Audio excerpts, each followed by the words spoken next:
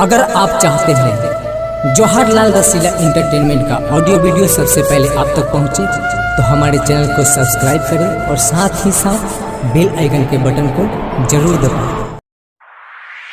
Presented by Rasila music.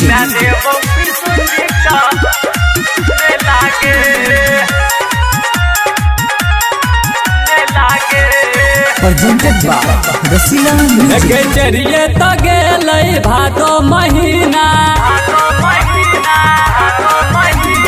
चरिए तो गेलै भादो महीना, मिले तू हर अकेला गे। चरिए तो गेलै भादो महीना, मिले तू हर अकेला गे। किन देबो हम होटा कलाली, घुमा देबो किशुनजी का मेला गे। किन देबो हम होटा कलाली, घुमा देबो किशुनजी का मेला गे।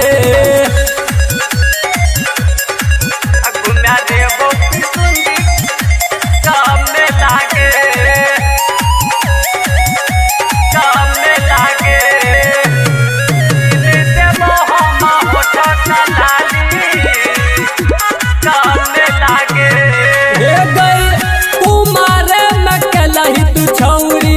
सबके बदलाम गे, तोर दल कौशील तोहर छेलो पुरन गाया गे।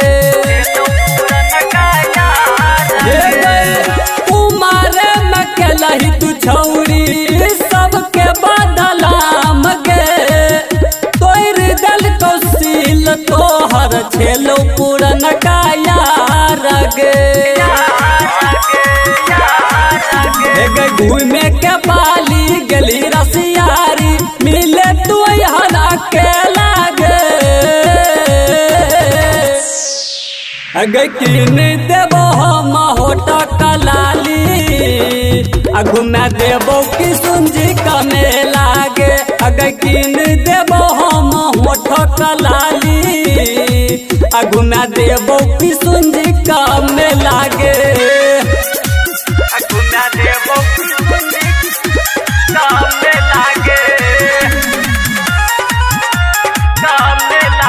Presented by Rasila music.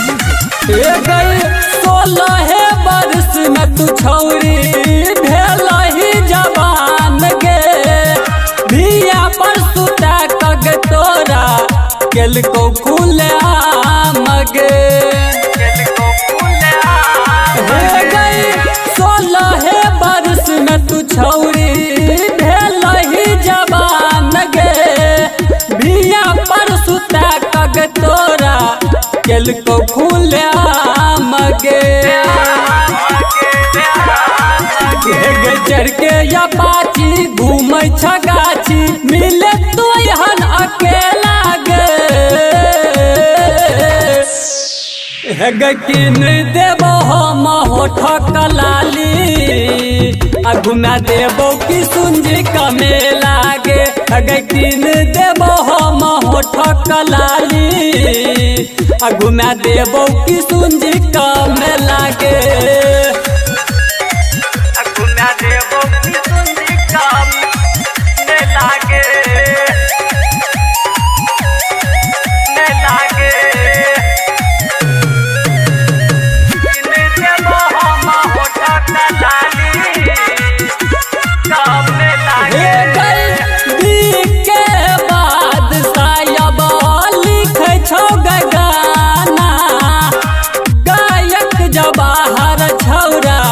गाबै छौ गाना, गाबै छौ गाना।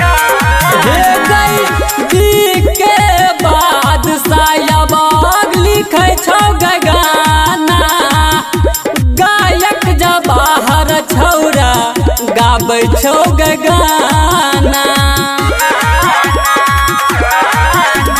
मधुबन टोल के छियै रसीला, के देब छौरी हम ढीला गे।